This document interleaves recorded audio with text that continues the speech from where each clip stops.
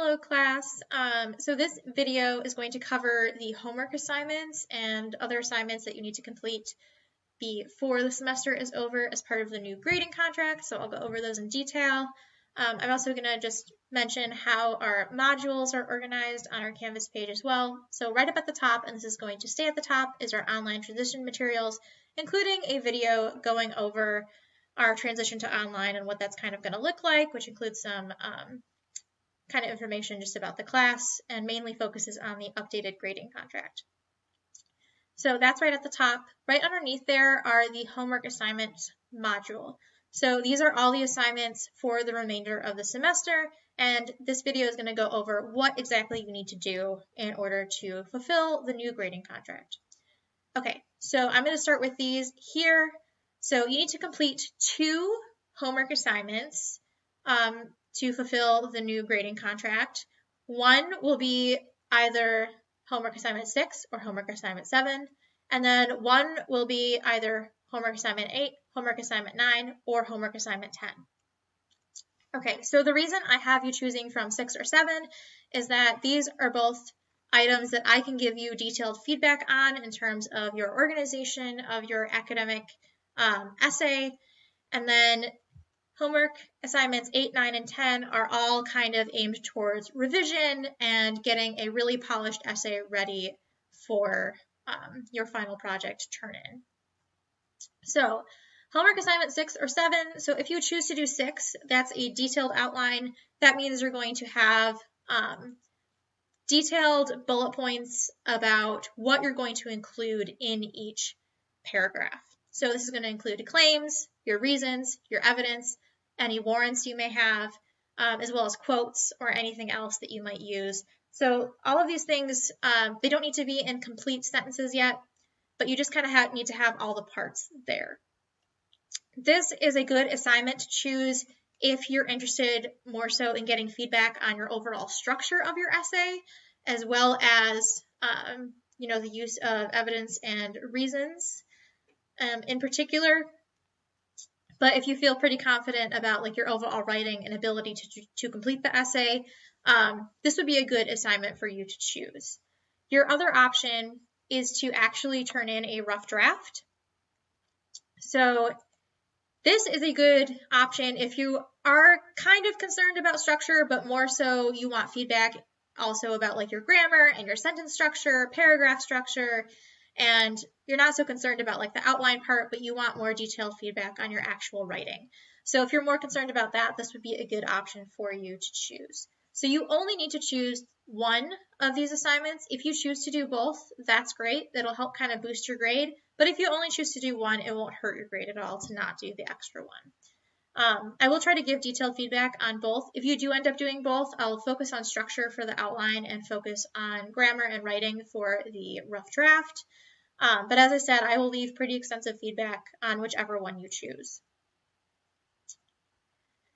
Okay, so the next 3 homework assignment choices are all kind of geared towards revision or thinking about your draft or outline once you have it completed. So these are due all at a later date. So you can see these first two assignments, whichever one you choose is going to be due March 31st. And then these 3 assignments are to be completed after choosing either 6 or 7. So homework assignment 8 is a revision plan. This is an original assignment from the class before we moved online. And so basically it has you go through these reflective questions about how you plan to revise your essay. So kind of making a concrete plan for making changes to your essay. Use my computer. Juice. And there we go. Okay, so these are reflective questions about addressing comments that I'll leave on either your rough draft or your outline, reflecting on what you've struggled with, and then also asking you to read your essay out loud to a partner. This can be a friend, this can be a family member. You can even do it to your cat or dog. I don't really care. I won't know. But reading your essay out loud really is helpful for recognizing those spots where you kind of trip over your sentences, or kind of hearing it out loud sometimes makes you think oh, that doesn't really sound right or doesn't really make sense. So those are good opportunities for you to kind of do some self-editing as well. So that's option 1 is homework assignment 8. The next assignment is based on reading, and I'll also be posting a video about this reading as well. So you guys are very familiar, or you should be very familiar with ethos, pathos, and logos at this point. And this asks you to kind of look at ethos, pathos, and logos from a writer's perspective rather than a reader's perspective.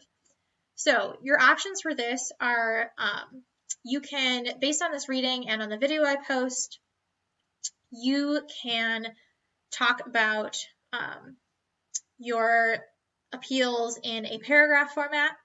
So basically responding to this prompt here, it asks you to go through how you're using ethos, pathos, and logos in your essay, or you can do annotations on your essay.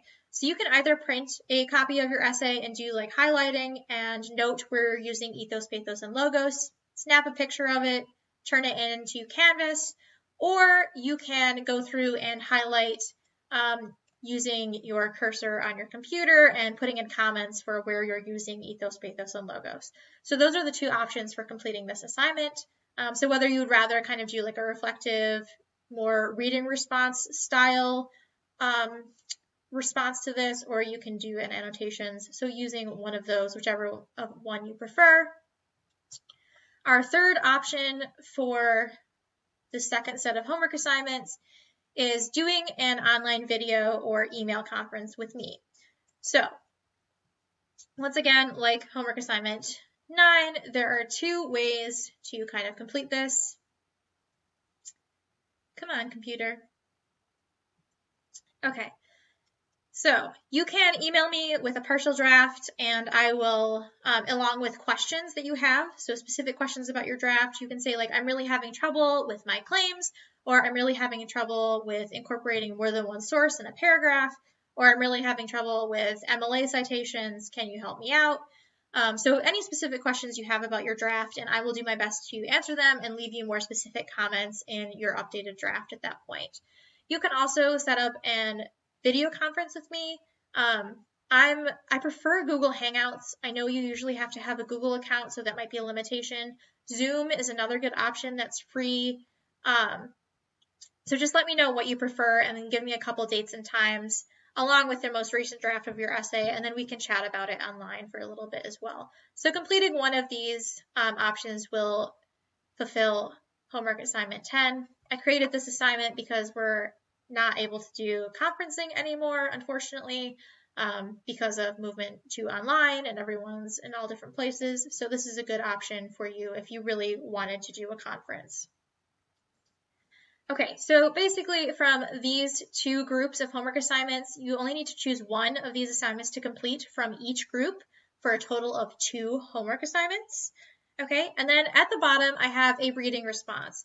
So this goes along with reading in our textbook, and this is completely optional and extra credit. So if you're worried about your grade or your grade wasn't too hot before we moved online, it might be a good idea to do this reading response just to kind of boost your grade a little bit. It'll probably end up like replacing one of the reading responses you missed in the first part of the class that was in person.